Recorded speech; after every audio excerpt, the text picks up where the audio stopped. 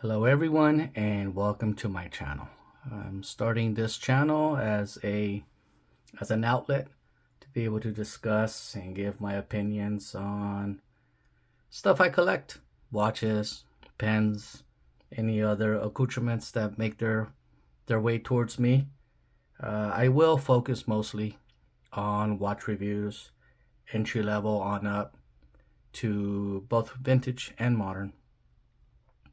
My watch collecting career has revolved mostly around dive watches. I love the appeal of dive watches and the utilitarian day-to-day use that they provide, being able to wear them from the most casual of clothing to the most formal of events. And with that, also Seiko was my, as many of us, my first foray into this hobby. So they hold a special place in my collection. I've always been happy wearing them and impressed by their quality, regardless of the price point that you can acquire them. Looking into the company, my understanding is that they're vertically integrated. 1881 is when they started their first Seiko branded watch, 1924, and it wasn't until 65 that they released the 6217, also known as the 62 MAS, which we have here. I do have the JDM version of this, the SBDX019.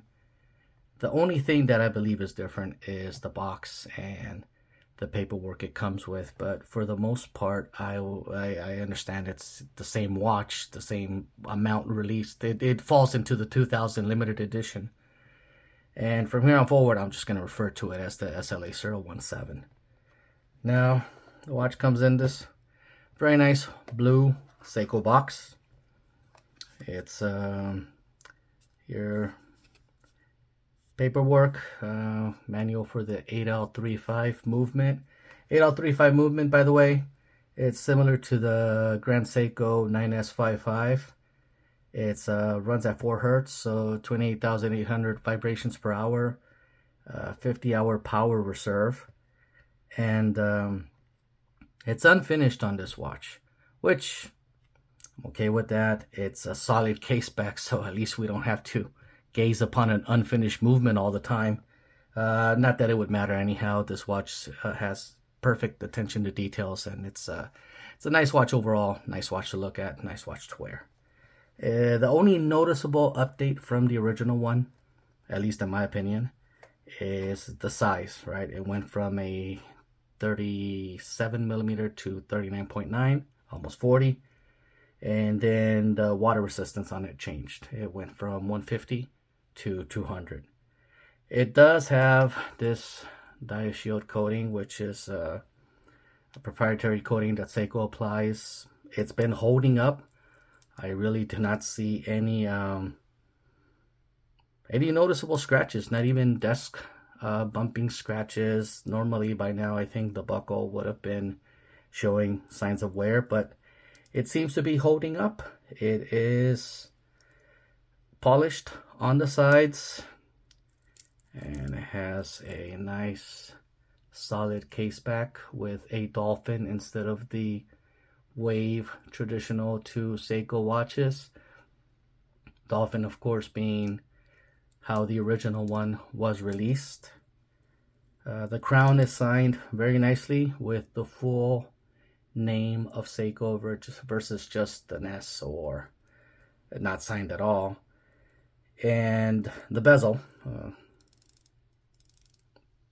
very typical of Seiko's smooth, buttery. I find myself playing with the bezel more often than not just because of the satisfying clicking on it.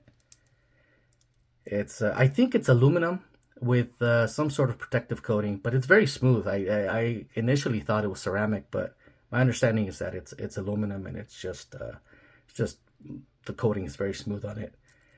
Domed sapphire crystal, AR coating, a little bit of a distortion when viewed at an angle, but I think that's the appeal of a vintage watch.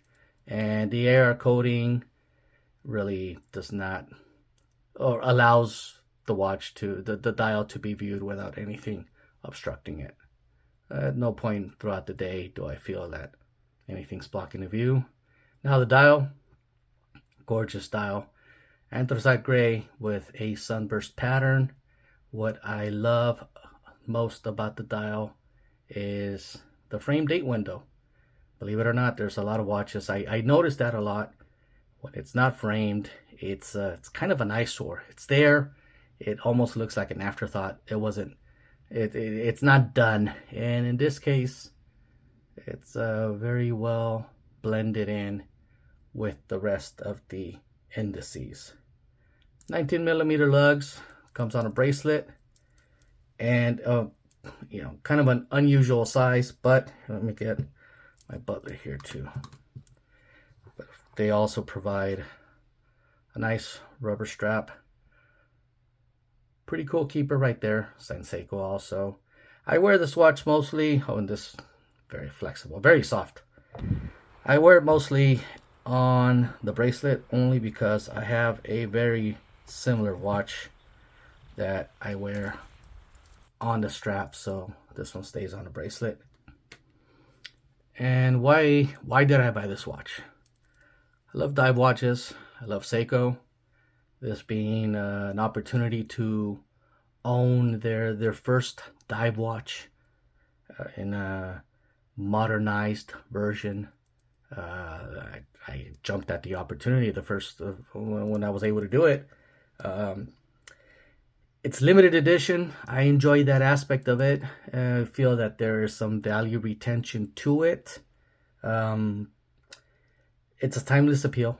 Vintage looks with modern upgrades, similar to a Sub or Speedmaster. It's the same watch, just a continuation of it with more modern materials. Maybe the size has changed here and there. It's fun to wear.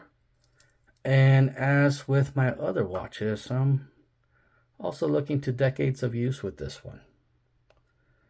That's my spiel then for the SLA017. Looking forward to sharing more watches in upcoming videos. Thanks for watching, and until then, ciao.